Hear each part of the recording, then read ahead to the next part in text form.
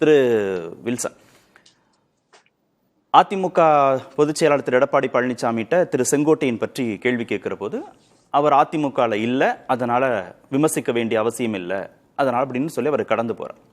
திரு ஜெயக்குமார் எங்கிருந்தாலும் திரு செங்கோட்டையன் வாழ்கின்றார். மேலோட்டமா பார்த்தா இதுல பெருந்தன்மையா இருக்கிற மாதிரி தெரியும்.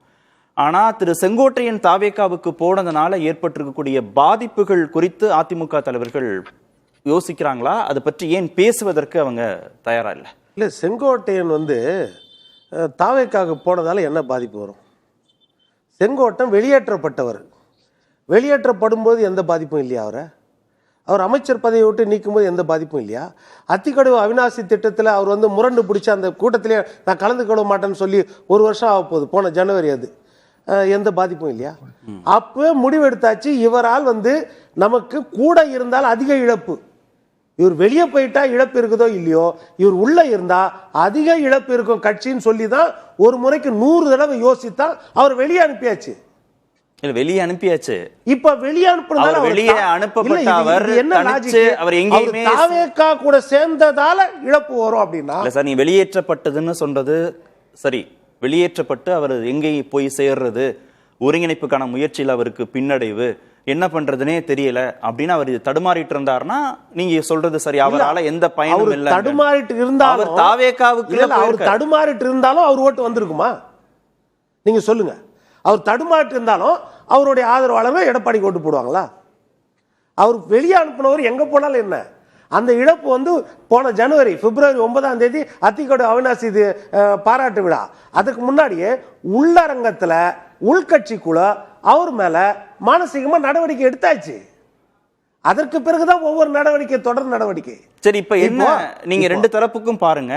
ஏடிஎம்கேக்கு பாருங்க, ரெட்டலைங்கிற ஒரு பலம், இந்த பக்கம் எம்ஜிஆர்னு ஒரு பலம், ஜெயலலிதான்னு ஒரு பலம். அது எந்த யார்கிட்ட இருக்கு அந்த பலம்? இந்த பக்கம் தாவேகா விக்கிரவாண்டியில எந்த பலம் இருந்துச்சு? இல்ல சார், தாவேகாவுக்கு போன செங்கோட்டையன் அந்த லெகசியை பேசுறாங்க. என்ன சொல்ல வரேன் கேளுங்க. தாவேகா பலம் எந்த அளவுக்கு வரும்னு நான் ஒரு கணிச்சு சொல்றேன். சரி, விக்கிரவாண்டி மாநாட்டில் தாவேகா பலம் அண்ணா, காமராஜர், பெரியார்.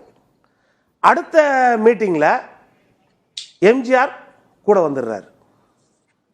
வந்துடுறாரா? இப்போ அடுத்தது என்ன ஆச்சுன்னா, இப்போ 2016 வரைக்கும் இருந்த ஜெயலலிதா இப்போ கூட வந்தாச்சு.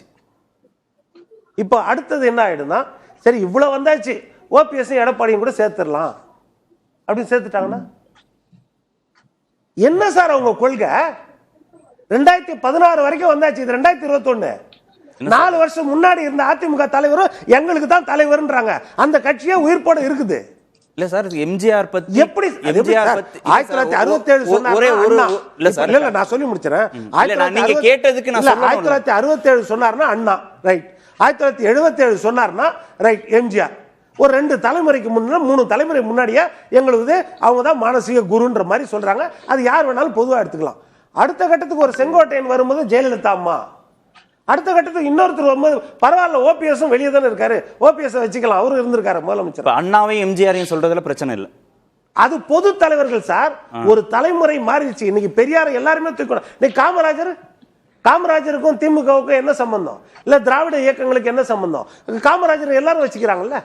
ஆனா இவங்க எங்க வந்துட்டாங்கன்னா 2016 கடைசி வரைக்கும் வந்தாச்சு. அப்போ எந்த தயக்கமும் இல்ல. தங்க கொள்கைகளை மாத்திக்கிறதோ, எங்களுக்கு மானசீகமா குருன்றதோ, ஒரு சுயநலத்திற்காக தாவேகா எந்த லெவலுக்கும் போகும்ன்றது உண்மையாயிருச்சா இல்லையா? தாவேகா போல அங்க போய் சேர்ந்திருக்கிற செங்கோட்டையன் சட்டப்பையில ஜெயலலிதா படத்தை வச்சிருக்காரு. எங்க எடுக்கல? திமுக எத்தனை பேர் அந்த மாதிரி எம்ஜிஆர் எங்க எடுக்கல? எம்ஜிஆருடைய ஜனநாயக பூர்வமான கட்சிங்கிற திமுக எத்தனை பேர் எம்ஜிஆர் படத்தை வச்சிருக்காங்க? திமுக எத்தனை பேர் இன்னைக்கு செந்தில் பாலாஜி முத கொண்டு நீங்க சொன்ன மாதிரி சேகர் பாபு ஜெயலலிதா அம்மா படம் வச்சிருக்காங்களா? கொள்கை ஒரு சித்தாந்தம்ன்றது ஒரு கட்சியின் போது அந்த கட்சி கொள்கையை சித்தாந்தத்தை ஏத்துக்கிறது தான் சார் நீங்க. இல்லனா அந்த கட்சி அந்த தனிப்பட்ட தலைவருக்காக வளைஞ்சு கொடுத்து வருதா? அப்ப அது சுயநலத்திற்காக நீங்க பண்றது. அதிமுகவை தன்வயப்படுத்தணும் தான் திரு விஜய் முயற்சிக்கிறாரு. அதுதான் சொல்றேன். இன்னும் ஓபிஎஸ் எடப்பாடியும் போட்டுக்கிட்டீங்கன்னா மொத்தமா தன்வயப்படுத்தலாம்ல. அது நல்லா பொருத்தமா இருக்கும்ல. இப்ப எடப்பாடி பின்னாடி 2665 பொதுக்குழு உறுப்பினர்கள் இருக்காங்க, 82 மாவட்ட செயலாளர்கள் இருக்கிறாங்க, 61 எம்எல்ஏக்கள் இருக்கிறாங்க, 75 தலைமை கழக நிர்வாகிகள் இருக்கிறாங்க. இது ஒட்டுமொத்த வளர்ச்சிடலாம். எடப்பாடி படத்தையும் இப்ப நம்ம யாரை குறை சொல்லணும்? தன்வயப்படுத்த முயற்சிக்கிற திரு விஜயை குறை சொல்லணுமா, இல்ல அதுக்கான சூழலை ஏற்படுத்தி கொடுத்த திரு எடப்பாடி பழனிசாமி குறை சொல்லணுமா? எடப்பாடி பழனிசாமி அந்த சூழ்நிலை ஏற்படுத்தி கொடுக்கவே இல்லையா? நான் என்ன சொல்ல வரேன் கேளுங்க. இப்போ வைகோ வெளியே போகும்போது வைகோவுக்கு இருந்த மாபெரும் கூட்டம் அந்த கட்சியில எப்படி இருந்துச்சு? அதே ஒண்ணு வேணாம். விடுதலை சிறுத்தைகள்ல ஆதவ அர்ஜுனா மது ஒழிப்பு மாநாடு, ஆதவ அர்ஜுனா பேரை சொன்ன உடனே 5 நிமிஷத்துல 10 நிமிஷம் கைத்தட்டல் அடங்கவே இல்லை. வெளியே போன உடனே விடுதலை சிறுத்தைகள் மூடிச்சா? சொல்லுங்க, என்ன மாதிரி செல்வாக்கு? சரி, அதே மாதிரி எம்ஜிஆர் வெளியே போகும்போது ஐயா சொன்னார், தமிழ் மகன் ஹுசேன் ஓட்டின பஸ்ஸை விட்டுட்டு போனாரு. எத்தனை பேர் ஓட்டின பஸ்ஸை விட்டுட்டு இப்போ செங்கோட்டையன் பின்னாடி போயிருக்காங்க? இனிமே போவாங்கன்றாரு. இனிமேல் போறது வேற சார். இன்னைக்கே சார் போல யோசிச்சு போவாங்களா? எம்ஜிஆருக்கு அப்படியே யோசிச்சு போனாங்க, வைகோவுக்கு அப்படியே யோசிச்சு போனாங்க. தற்கொலை பண்ணிக்கிறவங்களா? அவங்களாலேயே வைகோவாலேயே சாதிக்க முடியும். என்னன்னா, ஒரு கட்சினா அந்த கட்சி தான். வெளியேற்றப்பட்டவர்களால எந்த பாதிப்பும் வராது, வெளியேறவர்களாலும் பாதிக்கலாம். தன்னால வெளியேறாங்க தெரியுமா? மனசு கஷ்டப்பட்டு வெளியேறி ஏதோ ஒரு கட்சி ஆரம்பிக்கிறாங்க, புது கட்சியில் மற்ற கட்சி ஒரு பாதிப்பு ஏற்படுமான்னு ஒரு யதார்த்தமான யோசிக்கலாம். வெளியேற்றப்பட்டவர்களால் பாதிப்புனா 1,00,000 பேர்ல ஒரே ஒரு மனிதனால் தான் அந்த பாதிப்பை ஏற்படுத்த முடிஞ்சது. பொருளாளராக இருந்த எம்ஜிஆர் அவர்களால் மாதிரி தான். எல்லாரும் எம்ஜிஆர்னு சூடு போட்டுக்க முடியாது. வெளியேற்றப்பட்டவர்கள் எல்லாருமே அந்த மாதிரி சூடு போட்டு இல்ல. எந்த இடத்துக்கு திரு செங்கோட்டையன் கொண்டு வந்திருக்காருன்னா, இன்றைய பேச்சுல கவனிக்கும் போது திமுகவோடு சண்டை போட்டு திமுகவை ஆட்சி பொறுப்புல இருந்து அகற்றக்கூடிய வேலையை அதிமுக செய்யணும், ரொம்ப வீரியமா அந்த வேலையை செய்ய வேண்டிய இடத்துல, தாவேகாவுக்கு பதில் சொல்ல வேண்டிய இடத்துல, தாவேகாவை மட்டுப்படுத்த வேண்டிய இடத்துல, அவங்க வளர்ச்சியை குறைக்க வேண்டிய இடத்துல திரு எடப்பாடி வெர்சஸ் திரு விஜய்னு கொண்டு வந்து நிறுத்தி இருக்காரு. இனிமே சவாலே திரு விஜய் தான் எடப்பாடி. தாவேகாவை அவர் ஏன் பேச போறாரு? தாவேகா தலைவர் அதிமுக விமர்சனம் பண்ணால் அப்ப பேசுவார். செங்கோட்டையன் பேசுறதுக்காக பதில் சொல்ல முடியுமா? அதாவது தாவேகா தலைவர், தாவேகா தலைவர் என்ன சொல்றாரு? எந்த கட்சியுமே ஆளுங்கட்சியை தான் பிரதான எதிர்கட்சியா நினைக்கல. செங்கோட்டையன் விஜய் வாய்ஸ் இல்லையா? விஜயின் குரல் செங்கோட்டையன் கிடையாது சார். எப்படி சார் வரும்? ஆதவ அர்ஜுன் கிட்ட பர்மிஷன் கேட்டிருந்தா அடுத்த வேலையை பண்ணணும். அவருக்கு பதவி கொடுத்துருக்கத பாத்தீங்களா?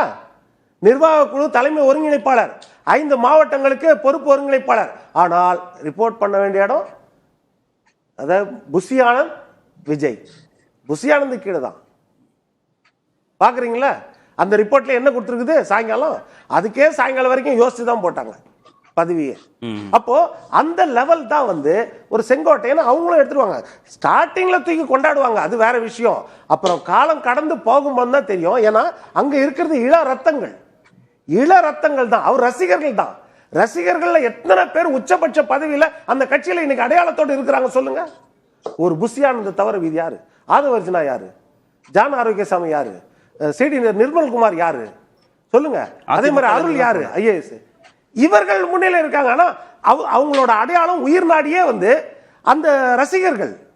அந்த ரசிகர்கள் எத்தனை பேர் மேல அடையாளம் இருக்குது? உச்சபட்ச பதவியில் இருக்காங்க. அப்ப இந்த மாதிரி வரவங்களுக்கெல்லாம் நீங்க பதவி அது கொடுக்கும்போது என்னன்னா ஸ்டார்டிங்ல நல்லா இருக்கும். ஆனா நீங்க நிர்வாக ரீதியா போகும்போது தான் தெரியும் அந்த இக்கட்டுகள், அந்த கஷ்டங்கள். அதாவது பெர்செப்ஷன் உருவாகாதா? ஏடிஎம்கே பலவீனமாகுதுங்கிற பெர்செப்ஷன் உருவாகாதா? கரெக்ட். இப்போ எலெக்ஷன்ல அந்த பெர்செப்ஷன் ரோல் ப்ளே பண்ணணும். பெர்செப்ஷன் உருவாகும். ஜெயலலிதா அம்மா மறைஞ்ச பொழுது அந்த பெர்செப்ஷன் உருவாச்சு. மிகப்பெரிய ஆளுமை பயிற்சி. இனி அந்த கட்சிக்கு என்ன இருக்குது? இதே மாதிரி புரட்சி தலைவர் எம்ஜிஆர் இன்னைக்கு நம்ம கம்பேர் பண்றோம். இப்ப ஷாம் சொல்றாரு எம்ஜிஆர் மாதிரி ஜெயலலிதா மாதிரி கிடையாது அப்படின்றார்ல. ஆனால் 1987 டிசம்பர் 25 எம்ஜிஆர் மறைஞ்ச போது எம்ஜிஆர் மாதிரி ஜெயலலிதா தான் யாராவது சொன்னாங்களா? ஒரு நடிகை நாடாள முடியுமான்னு கேட்டாங்க. ஆனா காலம் தான் அவர்களை முன்னாடி கொண்டு வந்துச்சு. அது போல காலம் தான் நிர்ணயிக்கும் ஒரு தலைவரை. அதுவும் ஒரு பாமரன், ஒரு விவசாயி அந்த அதே வாரிசுன்னா அது வந்து ஏத்துக்குவாங்க. அதாவது உதயநிதினாலும் ஏத்துக்குவாங்க, துரைமுருகன் ஐயா, கே நேருனாலும் சரி, டிஆர் பாலுனாலும் சரி, 86 வயசுனாலும், அடுத்து இன்பநிதினாலும் ஏத்துக்குவாங்க. அது இந்த வாரிசு இயற்கை. இந்த கட்சியில நிறைய கட்சிகள்ல இருக்குது, அது இயற்கை. ஆனா வாரிசு அடையாளம் இல்லாத கட்சியில இந்த பிரச்சனைகள் வரும். இதை தாண்டி தான் அந்த கட்சி ஒரு தெளிந்த நீரோடைக்கு போய் நிற்கும். பாதிப்பு இல்ல. செங்கோட்டையன் தாவேகாவுக்கு போனதுனால நிச்சயமாக பாதிப்பு இருக்காது. பாதிப்புன்றது யார் போனாலும் இருக்கும். அது வந்து நெக்லிஜிபிள். அது வந்து ரீகேப்சர் வந்து ஈஸியா பண்ண முடியும், அவ்வளவுதான். ஏனென்றால் நீங்க இப்ப சொன்னீங்க அவர் வந்து அதாவது விஜய் வந்து திமுக தான் பிரதான எதிரின்னு போறாரு. ஆனா செங்கோட்டையன் எடப்பாடி தான் பிரதான எதிரி. அப்ப என்னன்னா செங்கோட்டையன் இன்னொரு அமமுகவை அங்க உருவாக்குறாரு. அவ்வளவுதான். அந்த பாதிப்பு தான் அவரோட. அமமுக தானே சார் 21ல பெரும் பாதிப்பு அதிமுக வெற்றிக்கு உருவாக்குச்சு. எந்த பாதிப்பு இல்ல, 21 தொகுதி சார். ஆமா, 21 தொகுதி. அது அரித்மெட்டிக். நீங்க சொல்றது அரித்மெட்டிக் பிரகாரம் 2+2 4 ஆகும்னு அரசியல்ல கணக்கு போட. அதாவது ஒண்ணு பெர்செப்ஷனை ஏத்துக்கணும், இல்லனா அரித்மெட்டிக்கை ஏத்துக்கணும். இல்ல பெர்செப்ஷனையும் ரூல் அவுட் பண்ணி அரித்மெட்டிக்கையும் ரூல் அவுட் பண்ணா எதை அளவுகோலா வச்சு பேசணும்? அரித்மெட்டிக் நான் ஆதாரம் சொல்றேன். ஆர்கே நகர் அவருக்கு செல்வாக்கு இல்லாத இடத்துல 89,000 ஓட்டு சுயேட்சை குக்கர் சின்னத்துல வாங்கினார். திமுக வந்து 24,000 ஓட்டு டெபாசிட் போட்டு 48,000 வந்து அதிமுக அன்னைக்கு வாங்குச்சு. ஆனா அதே தொகுதியில 2021ல அமமுக நிக்குது. 89,000 வாங்கின அமமுக சுயேட்சை சின்னத்துல இப்ப கட்சி வந்துச்சு. இப்போ வந்து 1800 மட்டும்தான் வாங்கினாருங்க. சரி, ஓகே.